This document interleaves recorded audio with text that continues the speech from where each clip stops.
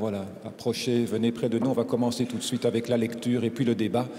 Merci à chacun et chacune d'éteindre vos téléphones portables pour permettre à ce débat, à cette lecture de se dérouler dans de bonnes conditions. Et merci de votre participation à cette matinale.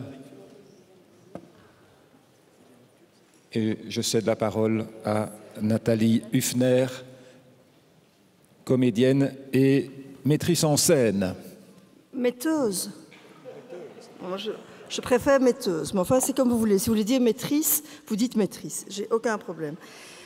Voilà, j'ai choisi en fait un texte pas toujours très sérieux, parce que moi je ne suis pas toujours très sérieuse, et parce que j'ai décidé une fois dans ma vie d'utiliser comme seule arme de défense l'humour. Et donc j'ai eu envie de prendre un texte du Usain Bolt de l'humour, c'est-à-dire Woody Allen. Et c'est un extrait de son livre « Dieu, Shakespeare et moi ». Et voilà, je vous le dis.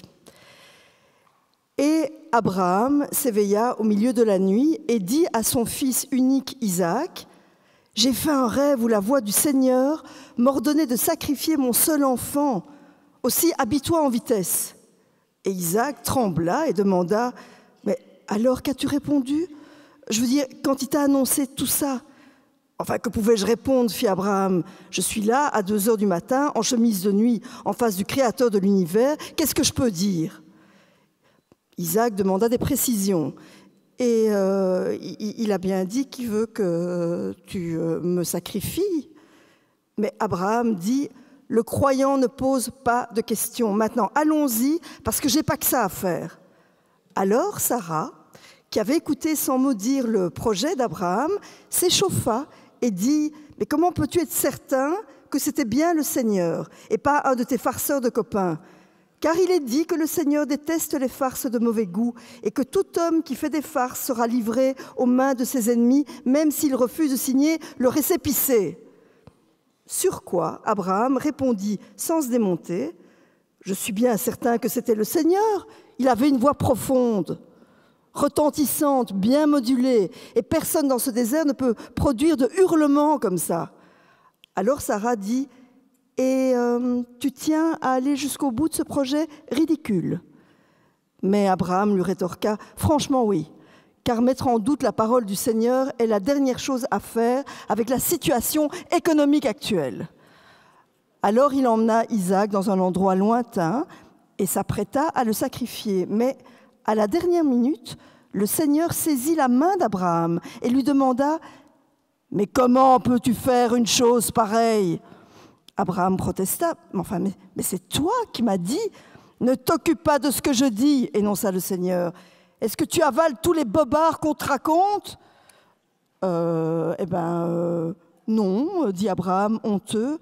« Alors je suggère, par manière de plaisanterie, que tu sacrifies ton propre fils, et toi tu le fais aussitôt, sans discuter, sans te poser des questions. » Abraham tomba à genoux.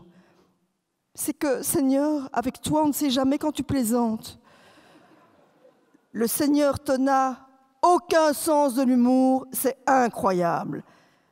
Enfin, ça prouve-t-il que je t'aime? J'étais prêt à tuer mon fils unique pour te montrer mon amour. Et le Seigneur parla en sa grande sagesse. Ça ne prouve qu'une chose, que des crétins suivront toujours des ordres, si imbéciles soient-ils, pour peu qu'ils soient formulés avec une voix autoritaire, retentissante et bien modulée. Là-dessus, le Seigneur ordonna à Abraham de prendre quelques repos et de se pointer à son bureau le lendemain à la 1re heure. Voilà. Bonne journée.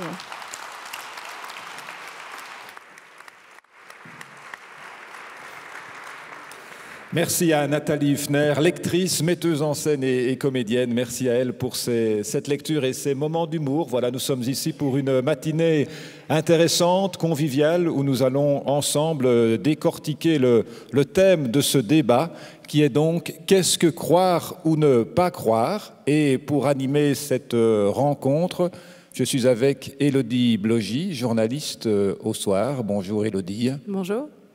Et avec d'autres invités que nous allons vous présenter successivement. Alors à côté d'Élodie, c'est Jean-Loup Amsel qui est anthropologue. Il est français, directeur d'études à l'École des hautes études en sciences sociales, c'est à Paris. Il est l'auteur notamment de l'ethnicisation de la France, un ouvrage qui est paru en 2011. Et à ses côtés, nous accueillons également Jean Leclerc, professeur de philosophie à l'UCL, chercheur à l'Institut Religion, Spiritualité, Culture, Société. Et puis Éric de Beuquelaar, c'est un prêtre belge que vous entendez souvent sur nos radios, ici en Belgique. Il fut de 2002 à 2010 porte-parole francophone des évêques belges. Il est depuis curé doyen du centre-ville de Liège, chroniqueur dans la presse. Il a publié de nombreux ouvrages, parmi lesquels Credo politique, et c'était Éric de Beuquelaar aussi en 2011. Merci à vous trois d'être parmi nous aujourd'hui. Et avant d'entamer ce débat, peut-être, Élodie, quelques règles que nous devons présenter au public, notamment pour celles et ceux qui désirent poser des questions à nos intervenants. Oui, c'est ça. Donc, pour pouvoir enchaîner les débats assez facilement, les questions ne se feront pas ici. Donc, gardez bien vos questions, puisque vous pourrez retrouver Monsieur Amsel à midi 10, si je ne m'abuse, midi 20, dans l'autre salle, la salle 1, je pense, qui se situe plus bas. Et donc, à ce moment-là, il y aura un temps de questions-réponses de face au public. Et donc, vous pourrez à ce moment-là poser toutes vos questions à Monsieur Amsel. Voilà, et charité bien ordonnée, je termine par moi-même, Jacques Reymers, journaliste à la RTBF, pour co-animer ce débat avec Élodie Blogy. Bien, Jean-Loup Amsel, tout d'abord, puisque vous êtes anthropologue, eh bien, partons peut-être du passé, de notre histoire. Est-ce que l'homme a toujours cru en quelque chose? Je crois qu'il faudra inverser la question. Moi, je suis anthropologue, je suis athée, je suis matérialiste aussi. Je me demande s'il ne faut pas inverser la question et se demander s'il faut croire en la croyance et s'il faut croire en la foi. Parce que je crois que, comme le disait l'anthropologue Jean Pouillon, l'un de mes confrères, collègues, malheureusement disparu, seul l'incroyant croit que les autres croient. Donc, et de même, Paul Venn, dans un ouvrage qui est paru en 1983, se demandait si les Grecs croyaient à leur mythe. Alors donc, si on envisage ça dans une perspective historique, on voit que les historiens et les sociologues aussi ont une grande responsabilité pour ce qui concerne la croyance en la croyance dans la foi. En particulier, Lucien Febvre, dans son livre sur Rabelais et le problème de l'incroyance au XVIe siècle, estimait que Rabelais, étant donné la période à laquelle il vivait, ne pouvait pas ne pas croire. Donc, à l'inverse, si vous voulez, de même les sociologues, plutôt, ont, à mon avis, obscurci la question de la croyance. Je pense en particulier à Émile Durkheim, français, avec sa notion de croyance collective, donc l'idée que les sociétés sont complètement submergées par des croyances, ou même Max Weber, allemand, grand sociologue aussi, avec son idée de désenchantement du monde. C'est-à-dire que avec la modernité, si vous voulez, la religion disparaîtrait et on accéderait à un état, dans les deux sens du terme, rationnel, bureaucratique. Au contraire, les historiens, d'autres historiens ont montré, si vous voulez, que l'athéisme était ancien et que la croyance était quelque chose de moderne et en particulier lié à l'Inquisition. C'est-à-dire la foi et la notion de foi, en fait, telle qu'on la conçoit actuellement, mais je pense que je vais être contredit par mes confrères, mes collègues. La foi est quelque chose de moderne. La foi comme entité dégagée de la société, complètement indépendante de la société, est quelque chose de moderne. Donc je crois qu'il faut inverser le rapport, mais peut-être qu'on aura l'occasion de revenir là-dessus. On va voir ce qu'en pense peut-être le philosophe Jean Leclerc. Est-ce qu'effectivement, pour vous, donc, la foi est quelque chose de moderne aujourd'hui, selon vous? Alors, pour le philosophe, donc, on peut faire une double approche. On peut faire une approche de type théorique et on peut faire une approche type de l'histoire de cette théorie. Bon. Alors fondamentalement, pour le philosophe, une croyance, ce sont des actes, ce sont des actions, ce sont des gestes, ce sont des prestations qui vont tenir pour vraies des entités qui sont probables, qui sont vraisemblables et qui ne correspondent pas à la vérité scientifique. Voilà. Et donc pour le philosophe, ce qui est intéressant, c'est la question du tenir pour vrai. Ça veut dire que vous avez un lien entre une subjectivité, un sujet qui va développer une croyance sur une objectivité, c'est-à-dire sur des objets, mais qui n'appartiennent pas au champ de la raison expérimentale. Bon. Alors à cet égard-là, il y a évidemment des degrés dans cette croyance. Vous pouvez croire que le festival de Flagey est une grande réussite, et vous pouvez croire que demain, la météo sera plus favorable. Vous pouvez croire aussi, comme le prêtre catholique qui est là, que Dieu existe, qu'il y a un dogme de l'Immaculée Conception, qu'il y a une virginité de Marie, etc., etc. Pour prendre cette religion-là, on pourrait aussi passer à d'autres religions. Donc ça, c'est le problème du philosophe. Vous voyez que le philosophe, si vous voulez, va articuler sur la raison, et sur la dimension de ce qui est rationnel et sur la dimension de ce qui est raisonnable. Bon, ça c'est sur le plan de la théorie. Sur le plan de l'histoire, il y a des moments qui sont constitutifs et qui sont extrêmement importants. Il y a le moment de la Grèce, qui est un moment fondamental, où la philosophie fait un travail pour passer de la doxa, qu'on peut traduire par l'opinion, à l'épistémé, c'est-à-dire construire une science. Bon. Et on ne construit pas une science n'importe comment. On construit une science avec de l'universalité, on construit une science avec de la causalité, on doit statuer, et on va la construire avec la nécessité. Et à cet égard-là, si vous regardez ce qui se passe dans le discours des sciences, il y a toujours un protocole. Il y a des actes de vérification, il y a des actes de validation, il y a des actes de falsification. Donc il y a vraiment quelque chose de fondamental et de rationnel dans l'ordre de cette raison expérimentale. Bien. Et ce moment grec est pour moi, à mon avis, extrêmement important parce qu'il faut le lier à la constitution de la démocratie. Voilà. Et quand la démocratie travaille à ce passage donc, de l'opinion à la science, elle met quelque chose qui est extrêmement important. Voilà pourquoi donc, je vais lier dans mon intervention de ce matin le croire à la laïcité, avec le thème de la rencontre. C'est que d'emblée, la Grèce va mettre une limite. Bon, la démocratie, pour un grec, c'est quelque chose d'extrêmement subversif. En réalité, c'est le pouvoir pour tous. C'est passer d'une oligarchie, d'une théocratie à une démocratie, c'est-à-dire un pouvoir qui va être partageable pour tous. Mais ils vont mettre une limite entre le monde des dieux et le monde des humains. Et dans cette limite, il va y avoir évidemment des degrés.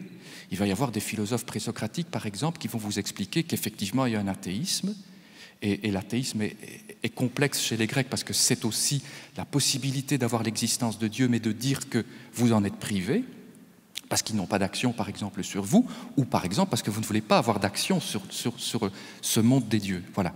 Donc tout ça va évoluer à l'intérieur de la constitution démocratique. Puis alors après, je crois qu'on peut dire aussi qu'il va y avoir des moments fondamentaux dans l'histoire de la philosophie, ça va peut-être y revenir dans le débat, mais c'est le moment kantien. C'est ce moment donc de la philosophie des Lumières où Kant va faire des propositions fondamentales pour bien dire que, au fond, tout ce qui est ressorti de la connaissance, c'est-à-dire ce que Kant va appeler l'entendement, s'apparente au discours de la science. Et que tout ce qui va s'appareiller, si vous voulez, sur la croyance va appartenir au champ de l'opinion, que l'on va pouvoir éventuellement moduler, mais qui n'appartient pas à la connaissance scientifique et rigoureuse en tant que telle. Voilà. Alors on attend évidemment la réaction d'Éric de Beuquelaar par rapport à tout ça, la croyance. L'athéisme était plus ancien. Qu'est-ce qui fait que... Est-ce que l'homme a toujours cru, ce qui n'est pas l'avis de M. Amsel? Mais donc, ma première formation est une formation de juriste. Et ce que j'ai retenu de cette formation, c'est que pour bien savoir de quoi on parle, éventuellement sur quoi on s'oppose, définissons de quoi parlons-nous. C'est tout. Moi, je voudrais peut-être continuer sur ce qu'a dit Jean Leclerc. Depuis l'avènement de la modernité et l'époque kantienne, si je dois vraiment schématiser, quels sont mes moyens de percevoir la réalité? Je dirais en schématisant très fort, il y en a 3. Je connais ce que je constate avec mes sens, la table est là, elle est brune, machin. Je connais ce que j'explique, ça c'est le domaine de la science, ce qui peut être construit par une théorie qui est valable jusqu'à preuve du contraire, la science qui n'a pas de limite, mais qui concerne le domaine du fini. Et puis par rapport à tout le reste, eh bien, il y a ce que je postule, ce à quoi j'adhère, mes convictions, mes opinions. Et pour bien comprendre, parce que sinon on va focaliser sur la religion et la religion construite, et je crois qu'on va perdre quand même beaucoup de perspectives, cela vaut pour beaucoup d'autres domaines. Nous sommes ici dans un colloque, la religion dans la cité, le domaine de la cité, de la politique, est un domaine évidemment qui repose sur des constatations objectives, des études, des experts, mais qui repose aussi sur des convictions. Est-ce qu'il est scientifiquement prouvé qu'il vaut mieux être de gauche ou de droite? Non. Pourquoi est-ce que certains ici sont de gauche ou de droite ou du centre ou du... Ça part de leur expérience, de leurs convictions, peut-être aussi de choses qu'ils ont lues, de leur éducation. Mais ce n'est pas de l'ordre, c'est de l'ordre des convictions. Eh bien, de même, par rapport aux convictions de ce qui concerne la question qu'un enfant vers 3 ans commence à se poser, c'est l'âge du pourquoi, pourquoi ceci, pourquoi cela, la question du sens. Par rapport à la question du sens, je pense que l'homme a toujours été face à des opinions. Celui qui dit « je suis matérialiste et athée », je ne pense pas qu'il puisse le prouver. Il a d'excellents arguments, et j'en suis certain, et c'est un homme, sinon il ne serait pas là où il est, mais prouver que Dieu n'existe pas, non, prouver que Dieu existe, pas plus. On est dans l'ordre, je dirais, des convictions, l'ordre du pourquoi. Et ceux qui disent « oui, mais les croyances, c'est parce qu'on croit qu'il y a quelque chose après la mort, c'est l'angoisse de la mort ». Mais non, le judaïsme, jusqu'à 2 siècles avant Jésus-Christ, n'adhérait pas à une idée d'une vie après la mort. Il y a des religions tout à fait respectables, qui sont des religions reconnues, qui ne croient pas en une vie après la mort.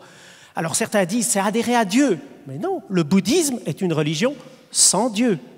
Donc, qu'est-ce qui fait le domaine de ce qu'on appelle le religieux? C'est la question du sens. Et donc, pour moi, mais c'est une question de définition, quelqu'un qui se dit athée, je crois que Dieu n'existe pas, je crois que le monde est né de des contingences et du hasard, quelqu'un qui se dit agnostique, qui dit moi je suspends mon jugement, ou quelqu'un qui se dit croyant, moi j'adhère au nom de mon expérience à une vision du monde d'un sens qui est reçu, qui est donné, qui s'est même révélé à moi. Je pense que toutes ces démarches sont de l'ordre des opinions que dans un monde pluraliste peuvent coexister. Le seul risque, évidemment, mais c'est comme dans je reprends la comparaison avec le politique, je crois que c'est très bien dans une société d'avoir des gens de gauche, de droite qui s'opposent, et c'est ça qui fait la démocratie. À partir du moment où quelqu'un, au nom de ses convictions, se ferme des autres, anathémise l'autre, voire devient violent, on a un souci. À partir du moment où, au nom de vos convictions de sens, qu'elles soient croyantes, agnostiques ou athées, vous vous fermez des autres, vous anathémisez les autres, voire vous devenez violent, il y a un souci. Et je pense que c'est à ce niveau-là que ça se situe. Alors par rapport à ce que vous venez de dire, donc par rapport aux Grecs, par rapport donc à l'histoire, aujourd'hui, qu'est-ce que croire? Quelles sont les motivations aujourd'hui pour croire Éric de Beuquelaar? Qu'est-ce qui a changé dans les motivations de quelqu'un qui croit en quelque chose? Pourquoi croire? Mais ce qui a changé, c'est la société qui change. Quand on parle de sécularisation aujourd'hui, on parle surtout d'un tremblement de terre, d'un changement fondamental de la société depuis mai 68 globalement. Pour prendre la société belge que nous connaissons tous bien, nous avons quitté, et nous sommes en train de quitter, le monde d'une société fortement pilarisée, avec une religion qui était sociologiquement très importante. Vous savez qu'en 1830, 98% de la population belge était baptisée catholique. 98%. Vous savez peut-être, moi je le tiens d'un collègue de Jean-Philippe Schreiber de l'ULB, que jusqu'à la fin du 19e siècle, les recteurs de l'ULB, s'ils étaient catholiques, s'ils n'étaient pas juifs ou protestants, allaient à la messe. Ils ne communiaient pas, parce qu'ils étaient souvent francs-maçons, mais ils allaient... Donc le comportement était très fort. En 1968, mai 68, encore 95% de la population belge était baptisée catholique. Donc on vient de ce monde, là où même si beaucoup de gens étaient en recul, en critique, et c'est très respectable, voire vraiment opposés, ils étaient quand même, je dirais, présents dans ce monde parce que c'était la sociologie. Depuis mai 68, nous advenons dans un monde où toutes les convictions de sens, je dirais, pour employer une image qui vient du monde de l'économie, on est passé d'un modèle de monopole de fait, c'est-à-dire que l'Église catholique de fait, dans le domaine des religions, en tout cas constituée en Belgique, avait un quasi-monopole de fait. Nous sommes en train de passer à une situation de concurrence parfaite, c'est-à-dire une situation où toutes les convictions, toutes les religions, toutes les non-religions sont de plus en plus disponibles et Internet est un formidable catalyseur de cela. Chaque jeune, aller à la mosquée ou à l'église ou au cours de morale ou de je ne sais pas quoi, devant son écran, il peut très bien se construire. Donc, nous arrivons dans une société où de plus en plus les constructions de sens se font à travers un cheminement personnel, avec tous les risques de radicalisation que nous connaissons. La chance de cette époque, avec tous ces dangers, c'est évidemment que les constructions sont de plus en plus, sans doute, personnelles, authentiques. Vous me demandiez, je vais être un tout petit peu personnel quelques secondes, comment est-ce que vous avez cru? Je viens d'une famille aux doubles influences, moi j'ai fait les deux écoles, je viens d'une famille sociologiquement certainement pas issue du côté de mon père, du pilier catholique que du contraire. Mais j'ai reçu une éducation religieuse, mais j'ai eu plusieurs influences. À 16 ans, j'étais dans un collège international qui n'avait rien de religieux, où j'ai failli devenir marxiste, bouddhiste, enfin, j'ai été soumis à toutes les influences. Et à un moment donné, dans un cheminement, c'est vrai qu'il y a une expérience spirituelle personnelle. Et il y a eu l'expérience d'un appel. Qui vaut ce qui vaut? Je laisse tous les psychologues, les sociologues en juger. Mais en tout cas, et peut-être que j'en changerai encore, mais en tout cas, je ne pourrai jamais dire « je suis devenu ça parce que j'ai été conditionné par mon éducation ». Ça a peut-être joué un rôle, mais la chance de l'époque dans laquelle on est, c'est qu'on soit croyant, qu'on soit athée ou agnostique, de plus en plus, les constructions sont personnelles. Le risque, et j'en termine là, c'est qu'évidemment, comme elles sont moins cadrées, les risques de radicalisation dans tous les sens sont plus prégnants. Jean-Loup Anselme, vous vouliez réagir? Je voulais réagir d'abord parce que je pense qu'il y a un malentendu. Enfin, quand je dis que je suis matérialiste et athée, je ne veux pas prouver que Dieu n'existe pas. Ce n'est pas du tout mon souci. Mon souci, c'est d'avoir une approche historienne et anthropologique et sociologique de la religion, du croire ou du ne pas croire d'ailleurs. Je pense qu'il faut effectivement replacer toujours dans un contexte social et historique la façon dont les gens croient ou s'imaginent qu'ils croient. Et je crois que c'est ça l'approche intéressante en ce qui concerne les sciences sociales. Donc je ne veux anathémiser personne, surtout pas. Alors pour ce qui concerne ce qu'a dit M. Jean Leclerc, là, je crois que son intervention est tout à fait intéressante, mais je pense que c'est une vision un peu unilinéaire de l'histoire, puisqu'au fond, il a mis l'accent sur le miracle grec, en gros, hein, c'est un peu ça. Donc le miracle de l'irruption de la rationalité en liaison avec la démocratie. Et aussi, enfin, c'est une histoire de la raison occidentale, ce qui voudrait dire qu'en dehors de l'Occident, de Kant, disons, il n'y a pas de rationalité, il n'y a pas de raison, etc. Donc moi je pense qu'on ne peut pas séparer la croyance, si vous voulez, ou la religion, enfin, il faudrait en discuter sur ces termes, de la science, parce que des sociétés où existe la religion ou la croyance, etc., en même temps ont vu fleurir des formes de science tout à fait développées. Pensons au monde arabo-musulman au Moyen-Âge, avec le relais des idées d'Aristote, etc., et puis des mathématiques qui sont parvenues en Occident grâce aux Arabes. Mais je voudrais revenir un peu sur mon expérience d'anthropologue africaniste, si vous le voulez bien, parce que là, je trouve que c'est assez intéressant. On parle de religion à propos de ce qu'on nomme maladroitement le fétichisme, le paganisme ou l'animisme, mais on parle de croyance en la sorcellerie. Et encore une fois, ce terme de croyance, à mon avis, me semble tout à fait inadapté pour décrire des phénomènes comme la sorcellerie ou la magie en Afrique. Hein, la sorcellerie, parce que effectivement, les gens sont plongés dans un univers où rien n'est dû au hasard. Hein. Tout ce qui arrive à l'individu est lié à un ennemi, donc cet ennemi, il faut l'identifier. Donc on va voir les devins, qu'ils soient animistes, entre guillemets, ou musulmans. Et ensuite, quand on a identifié l'ennemi, qui a causé les problèmes que l'on a dans son travail, dans sa vie sentimentale, etc., il faut le liquider, cet ennemi. Pour le liquider, il faut recourir à des sacrifices sanglant ou pas d'ailleurs, on pourrait gloser sur René Girard, et donc on lui envoie, on prend un morceau de bois, on ligote son âme dans un morceau de bois, on lui envoie des essaims d'abeilles porteurs de flèches empoisonnées, ou tout simplement on l'empoisonne. Hein. Donc si vous voulez, au fond, plutôt que de croyance, moi je crois, oui, justement, que en ce qui concerne la sorcellerie et la magie africaine, il y a manipulation de force. Manipulation de force, c'est-à-dire qu'en fait, on est toujours placé devant des objets que l'on manipule et grâce auxquels on contrôle finalement, on contrôle les personnes qui sont dans votre environnement. De la même façon, si vous voulez, pour ce qui concerne les fétiches villageois, par exemple, dans les villages, il y a des fétiches qui protègent contre la sécheresse, contre le manque de pluie et contre la famine. Bon, lorsqu'il y a des famines ou lorsque la pluie ne vient pas, ça veut dire que le fétiche ne marche pas. Il ne marche pas. Donc, ce qu'on fait, donc, c'est on va dans un village situé à plusieurs dizaines de kilomètres de distance, on va acheter un autre fétiche, on le rapporte au village, et puis on essaye de voir si ça marche ou pas. Un peu comme chez nous, ici, en Belgique ou en France, lorsque vous n'êtes pas satisfait d'un médecin ou d'un psychanalyste, vous en changez, vous allez voir un autre médecin ou un autre psychanalyste, et puis pour obtenir satisfaction. Donc, c'est ce que j'appelle des religions, entre guillemets, mais là encore une fois, le terme n'est pas satisfaisant. Et ce sont des religions matérialistes en réalité. La sorcellerie et la magie sont des religions matérialistes ou instrumentales. Donc c'est ça ma position. Ma position est matérialiste en ce sens. Hein. C'est pas du tout un anathème contre les. Je ne vous visais pas, je suis bien d'accord. D'accord. Voilà. Sur le côté matérialiste, peut-être, pour changer, donc je reviens sur ce que disait Monsieur de Beuquelaar.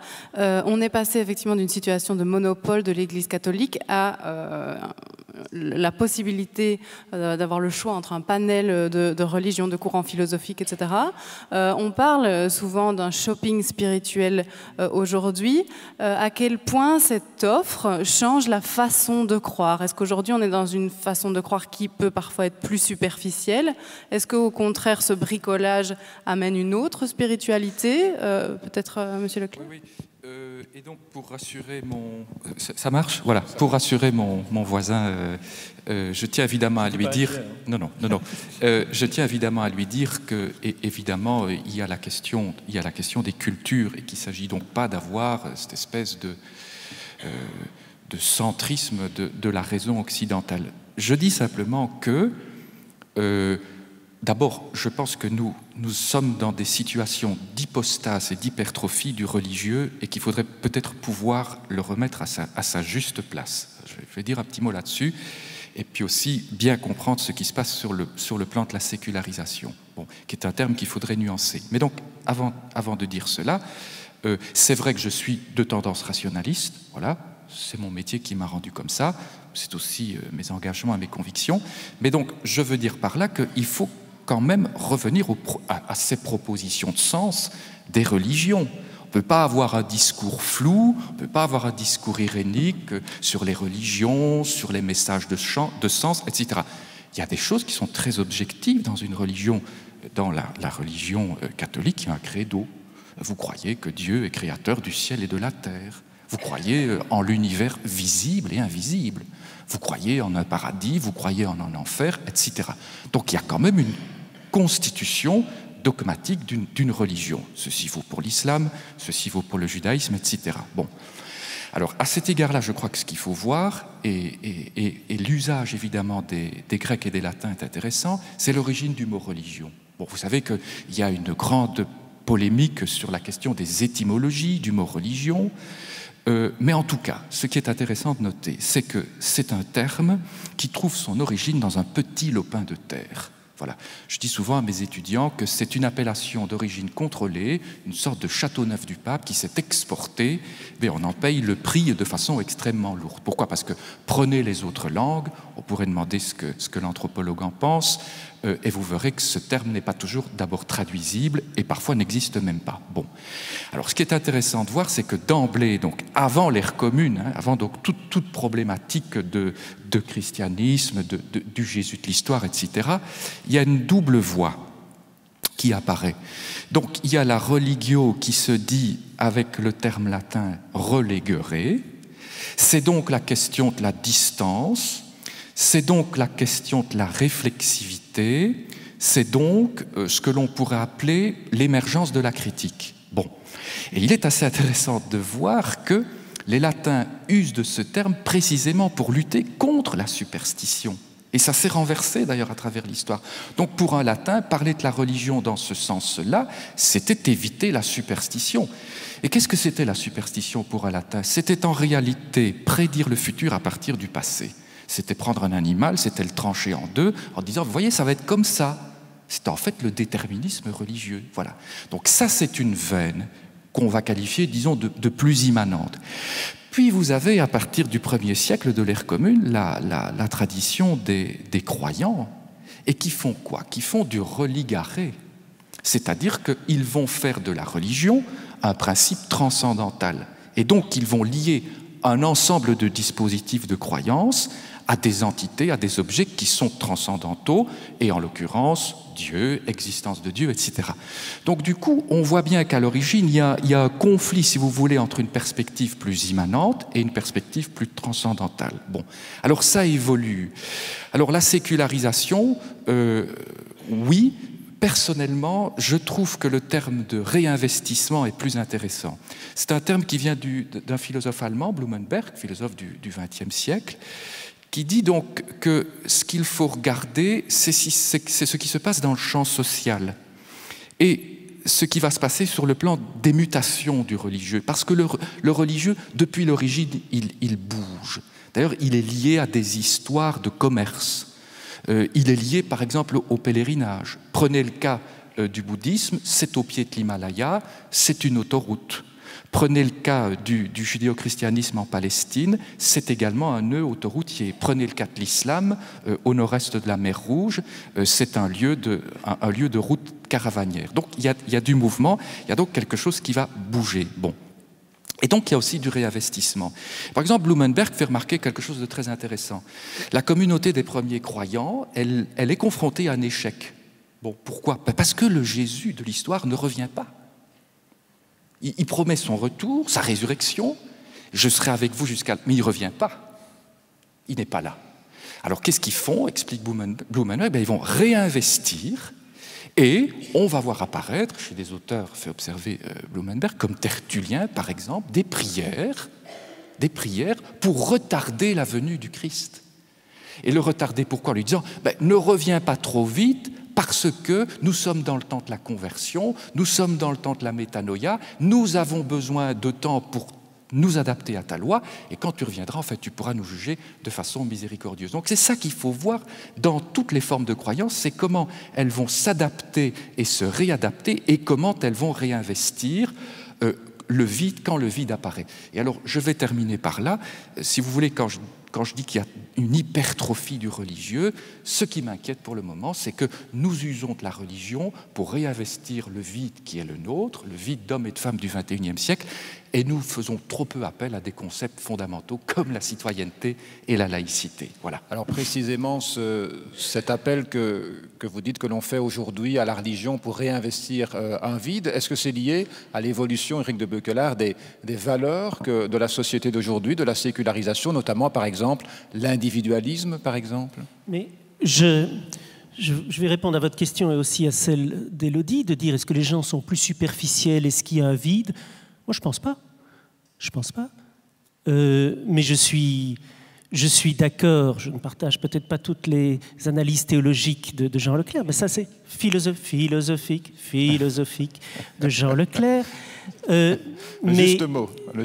On n'est pas ici. Je veux dire, pour répondre à votre question, je pense que de fait, et ça il l'a dit et je suis d'accord, pour utiliser un terme même marxiste, notre conditionnement est plus important qu'on ne le pense, et donc ce que la société fait de nous, la manière dont nous sommes conditionnés, influence notre façon d'être dans la cité comme notre façon de croire ou de ne pas croire.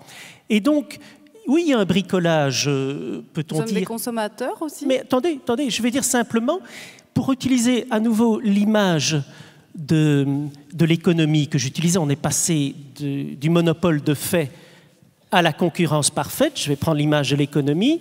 il y a 50, 60 ans, dans les villages du Brabant wallon ou du Brabant flamand ou ailleurs, vous aviez une épicerie, une boulangerie, une charcuterie. Ils avaient un monopole de fait. On aimait, on n'aimait pas le charcutier, on y allait.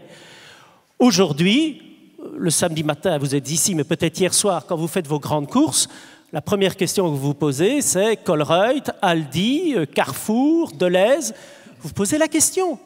Et puis, une fois que vous êtes avec votre caddie au Carrefour, eh bien, vous prenez la poudre à récurer Dash, vous n'allez pas forcément prendre la poudre à lessiver Dash, vous allez peut-être prendre la poudre à lessiver Dreft ou je ne sais. Donc, c'est ce que les anglo-saxons appellent le pick and choose. Je panache mon choix. C'est la société, je ne dis pas que c'est bien ou c'est pas bien, c'est un fait. Bien, dans le domaine des croyances, il suffit de voir dans une famille, vous avez des parents qui donnent une éducation, comment est-ce que les enfants l'intègrent, comment est-ce que... C'est vrai que nous avons un beaucoup plus grand panachage.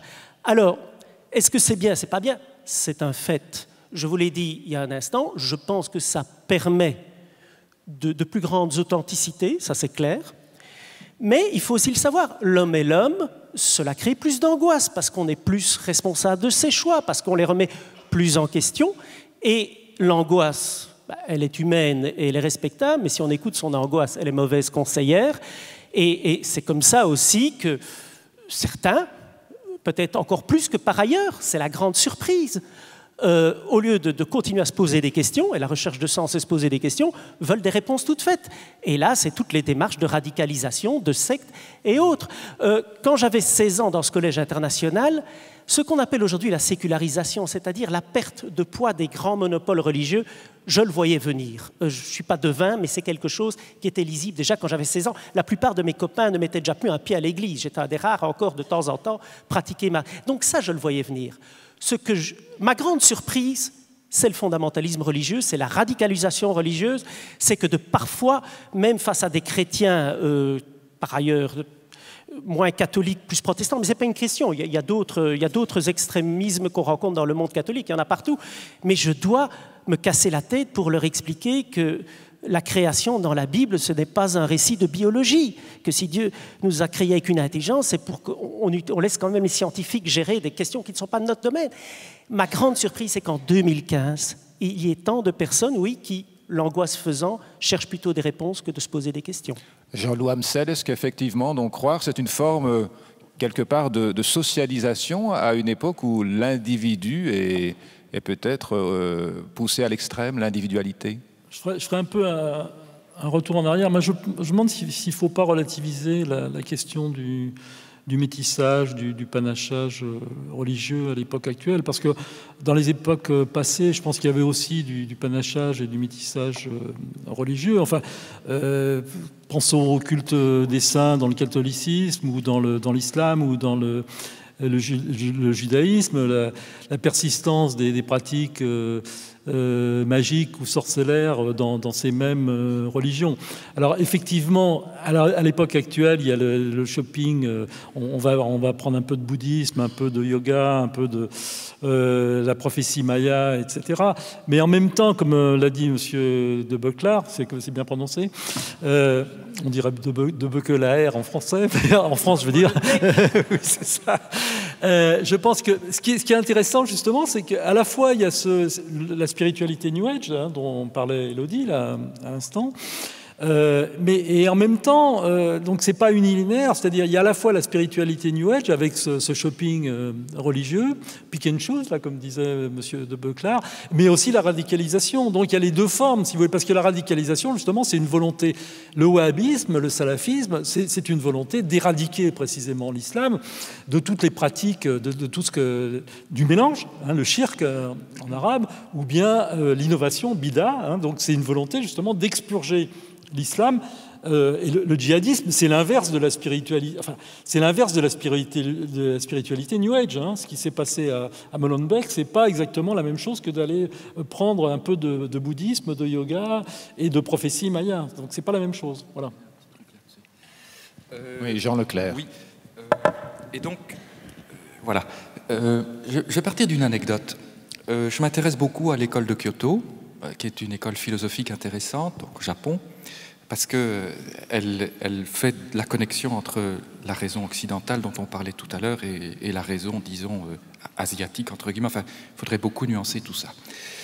Et alors un jour, j'avais vu qu'en Belgique donc, venait un grand maître japonais qui venait parler de cette école et qui venait aussi parler des pratiques spirituelles de cette école de Kyoto. Bon. Et je me suis retrouvé en réalité avec un public à 90% de cathos, déçus du catholicisme, déçus de l'intellectualisme du catholicisme. C'était des cathos plutôt profil de gauche, et qui évidemment ne voulaient plus du tout entendre parler de grégorien, de culture traditionnelle, mais qui étaient quand même dans un phénomène assez étrange. Je vous explique. Le grand maître ne parlait absolument pas le français et absolument pas l'anglais. Il parlait donc en japonais, et on le traduisait. Et au moment du repas de midi, on a vu tous ces gens donc entrer dans le réfectoire, alors non pas en faisant des signes d'appartenance à la religion catholique, mais en faisant des signes d'appartenance à l'école du grand maître. Et donc ces gens marchaient à la queue leu-leu, avec les mains comme ça, et le grand maître disait des choses en japonais que la grande majorité des personnes ne comprenaient pas. Donc c'est assez intéressant, si vous voulez, comme phénomène, pour voir à partir de quel moment vous vous réaffectez dans une croyance particulière et vous rejouez quelque chose de votre mélange et donc de ce qu'il faut aussi appeler du syncrétisme. Mais à cet égard-là, moi, je serais quand même partisan de tempérer l'irénisme d'Éric. Pourquoi ? Parce que les religions en tant que telles n'aiment pas le syncrétisme. On peut rappeler, tu le connais, le cas, en plus c'est un théologien belge, théologien Dupuis, qui a fait des travaux fondamentaux sur la connexion entre les croyances en Inde et les croyances de la raison occidentale. Ce brave homme a été condamné à la fin de sa carrière de théologien. Oui, et puis alors après, il a été réhabilité, mais malheureusement, il ne l'a pas vu. Il est mort dans la désolation la plus totale. Donc un érudit notoire, un homme de dialogue, un homme de culture. Bon, voilà. Donc ça, je pense qu'il ne faut pas, si vous voulez, avoir cette vision irénique de la chose. Et il faut donc pouvoir la regarder dans ses constitutions dogmatiques. Voilà. Sans quoi, alors on sera dans des perspectives floues, gentilles, bisounours, si vous voulez. Éric de Beuquelaar, voilà. une réaction par rapport à ces propos de Jean Leclerc ? Mais je ne pense pas faire dans l'irénisme. Ici, je donne... on est dans un colloque sur croire, ne pas croire. On n'est pas dans une critique du catholicisme. Je suis tout prêt à débattre avec Jean Leclerc là-dessus quand il le souhaite. Mais alors on passe à un autre sujet. Mais il est clair, il ne faut pas être irénique. N'importe quelle institution constituée autour d'un corpus va essayer de le gérer, gère difficilement la nouveauté. Prenez un parti politique. Est-ce que les personnes qui viennent avec des idées nouvelles dans ce parti politique sont toujours bien reçues? Pas forcément. Prenons l'université. Est-ce que des chercheurs qui viennent avec des nouvelles idées sont toujours bien reçus? Laisse-moi continuer, oui. Merci. Prenons le monde journalistique. Pas forcément non plus. Alors, il est clair, j'ai eu cours du professeur Dupuis à Rome, donc je sais très bien de qui on parle. Il a été mis dans la pire désolation. Non, sa condamnation était une idiotie absolue parce que son livre a été mal compris et mal reçu. Il était défendu par l'ordre des jésuites, donc il a continué à vivre il avait quand même de très puissants soutiens, et heureusement, mais ça fait partie d'un débat théologique où il y a parfois des gens peu inspirés et qui ont un peu peur. Bon, il a été réhabilité trop tard, d'accord, il y aura d'autres... Comme n'importe quelle institution, il y aura encore d'autres bêtises qui se feront et que j'en fais peut-être toi aussi. Mais ce n'est pas une question d'être irénique, ça c'est malheureusement c'est la logique des corps constitués que nous sommes ou qui est aussi fait d'hommes qui parfois ont leurs limites et leur conditionnement. Oui, c'est certain. Oui. Oui. Donc, si on en revient peut-être à l'époque, à ce radicalisme dont on parlait, à cette façon de chercher des réponses simplistes, plus que de se poser des questions, en fait, ce qui est aussi, ce qui est le centre de la foi, logiquement, de se poser des questions, je pense. Est-ce que chez ces jeunes qui reviennent aujourd'hui, commettent des attentats, etc., est-ce que vous voyez une croyance aussi, parce qu'on les perçoit quand même comme dans une espèce de fantasme mystique, une extase.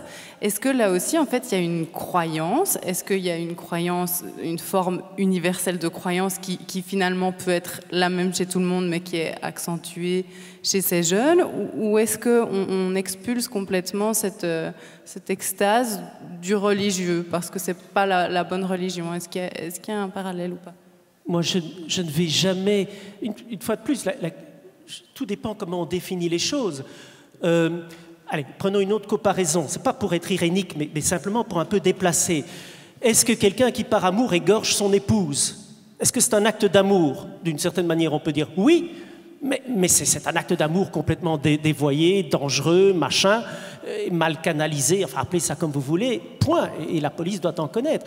Donc, est-ce que quelqu'un qui, au nom de sa recherche de sens, va commencer à avoir un comportement complètement antisocial, dangereux, agressif, est-ce qu'il est moins croyant que moi? Je n'oserais jamais dire cela. Simplement, sa recherche de sens, à mon avis, se construit d'une manière qui est dangereuse et qui est anxiogène. La croyance, quelle qu'elle soit, elle est faite d'une série de convictions extérieures. Elle est faite d'une série d'expériences, d'intériorité, ce qu'on appelle la spiritualité, donc, ou l'intériorité.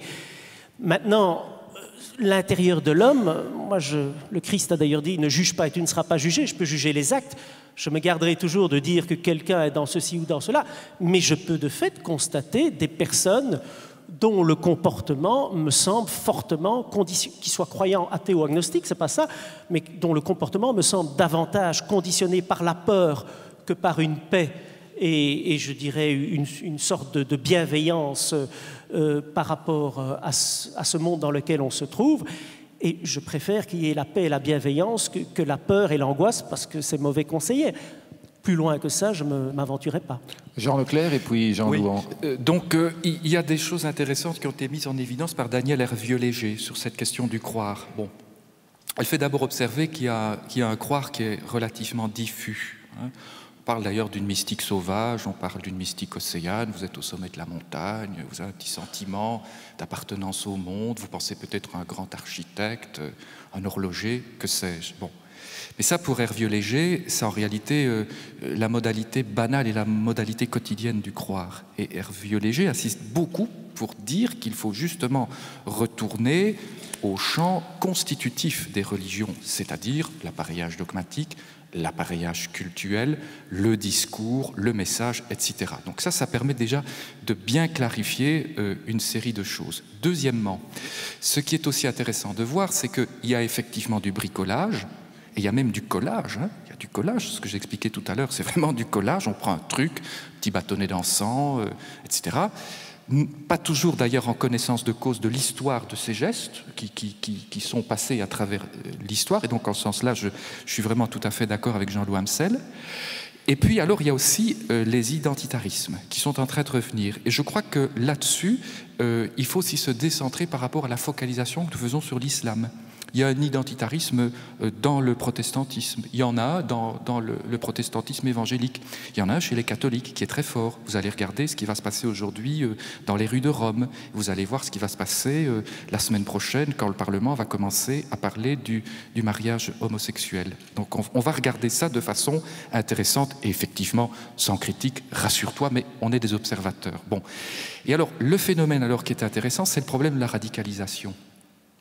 Bon, je n'aime pas du tout ce terme-là, je le dis d'emblée, je déteste, et encore pire, la notion de déradicalisation. Je trouve que nous avons engendré des monstres sémantiques que l'on ferait bien de supprimer du langage. Qu'est-ce qui se passe à ce moment-là? Ça, je crois que tous les experts sont d'accord pour le dire.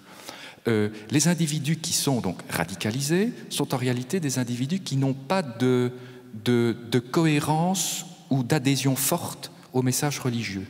C'est très tardif, voilà. Ils ne connaissent pas bien l'islam et à cet égard-là, on s'est assez trompé. Je vous signale qu'on est passé d'un critère de recherche qui était le barbu, puis maintenant, ce n'est pas véritablement ça qui s'est passé dans ce que nous avons vu. Bon, donc du coup, on doit être extrêmement prudent à cet égard-là.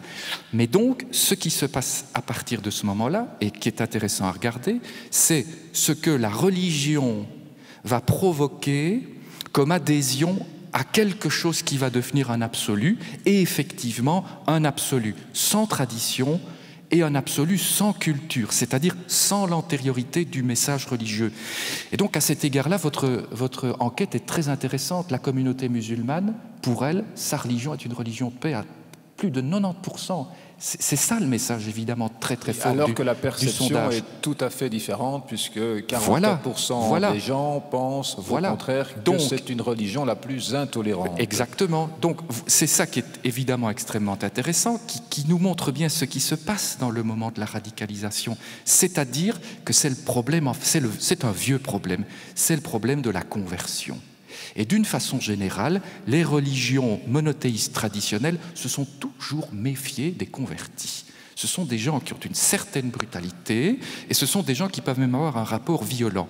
Et donc, dans le phénomène de la radicalisation, ce qui se passe, c'est que vous allez avoir une adhésion forte et que ceci va devenir un absolu, mais un absolu sans culture. Voilà. Réaction de Jean-Loup Amsel. Oui, moi je pense qu'il faut socialiser et politiser la radicalisation. Je pense qu'il ne faut pas l'aborder sur un plan uniquement religieux. Monsieur Leclerc disait tout à l'heure, à l'instant plutôt, que en fait ces djihadistes connaissaient mal l'islam. Mais qu'est-ce que connaît bien l'islam? Je veux dire, qui connaît bien l'islam? Je veux dire, bon, et musulman, celui qui se dit musulman, et catholique, celui qui se dit catholique, et juif, celui qui se dit juif. Donc je pense d'abord il faut tenir compte des conditions sociales qui sont celles de Molenbeek, je prononce à la française, je prononce pas à la belge ou et il faut aussi tenir compte du fait que c'est un engagement politique. Enfin, je pense qu'il faut faire des comparaisons historiques. Je pense qu'on peut comparer l'État islamique ou Al-Qaïda d'ailleurs aux brigades internationales de la guerre d'Espagne. Enfin, je veux dire, il ne faut pas. Alors évidemment, on va me dire que les brigades internationales, c'était un engagement. Alors là, je rejoindrai ce qu'il y a Jean de Beuclard, Éric de Beuclard plutôt. En fait, c'est un engagement rationnel, marxiste, etc. Mais en fait, il faut bien voir que c'était pas très différent de ce qui se passe actuellement dans le cadre de l'État islamique. Il faut voir que les anarchistes, les trotskistes et les staliniens se sont bouffés le nez, se sont exterminés, même pendant la guerre d'Espagne, comme les chiites et les sunnites s'exterminent, et comme les gens de l'État islamique exterminent d'autres musulmans, pas seulement les yézidis, les kurdes, etc. Donc moi je pense qu'il y a un engagement politique internationaliste, enfin bon, dans les formes actuelles, dont il faut tenir compte. On a effectivement, je crois que le tort de notre époque, c'est de tout mettre sous le boisseau, sous le signe de la religion, et de tout interpréter en termes religieux. Il faut se déprendre de l'approche en termes religieux. Voilà. Il nous reste 3 minutes pour conclure ce débat. Éric de Beuclard, votre dernier mot, votre réaction peut-être par rapport à ce qui va se passer aujourd'hui, comme a dit tout à l'heure Jean Leclerc.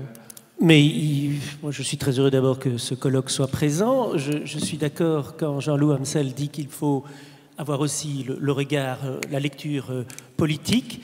D'un autre côté, ne croyons pas trop vite, je veux dire chacun, à commencer par moi, que nous sommes tous des êtres purement rationnels, dégagés de tout. Je crois ne pas me tromper en disant qu'un grand homme d'État comme François Mitterrand, quand même, consultait des voyantes. Alors, qu'est-ce que ça dit? Alors on peut dire, oui, mais qu'est-ce que ça dit sur chacun d'entre nous si un homme à ce niveau-là avait un comportement pareil, et que chacun d'entre nous donc se dise dans ma recherche de sens, où est-ce que j'en suis, où est-ce que je me situe, et peut-être qu'on découvrira que nous sommes tous des êtres beaucoup plus complexes qu'on ne le pense, et c'est une chance.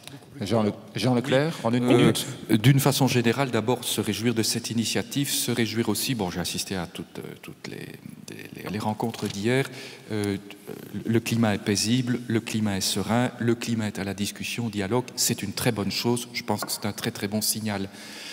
Voilà. Et il est bien aussi d'avoir une approche pluridisciplinaire, d'avoir un anthropologue, un philosophe, un théologien, etc. Personnellement, donc, pour moi, je vais vraiment dans le même sens que Jean-Loup Amsel.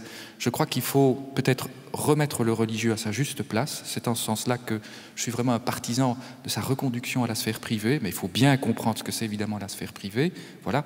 Je suis aussi donc un chaud partisan de la laïcité. Alors pourquoi? Parce que c'est en réalité un principe de séparation du théologique et du politique. Et que donc pour moi le grand enjeu du moment, ça va être de savoir ce que nous allons faire de cet espace commun. Et je crois que c'est un espace qui doit être sociologisé, politisé, si vous voulez, habité de façon citoyenne, de façon laïque, mais en redonnant à la religion sa juste place, sans trop d'hypostase et sans trop d'hypertrophie. D'accord, Jean-Louis Amsel, pour conclure, d'accord avec ces propos? Écoutez, oui, je crois que ces propos sont œcuméniques, c'est-à-dire... il ne s'agit pas évidemment de parler d'œcuménisme des différentes églises, hein, mais en tout cas d'écuménisme des idées. Je pense qu'effectivement, comme Jean Leclerc l'a dit, je pense qu'il faut se réjouir de ce que ces discussions, ces débats soient apaisés, surtout dans la période actuelle, qui est particulièrement grave à la fois pour la Belgique et pour la France. Hein. Nous avons des connexions entre les deux pays qui ne sont pas forcément les meilleures qu'on puisse souhaiter actuellement. Donc il y a un sentiment anti-belge en France, hein, eu égard à l'origine de certains géographiques de certains djihadistes. Donc je pense que ce type de rencontre internationale d'ailleurs est tout à fait bienvenue. Eh bien, merci à vous, merci à l'ensemble de nos intervenants, merci à vous, public, d'avoir assisté à ce débat. Je crois qu'on peut les applaudir.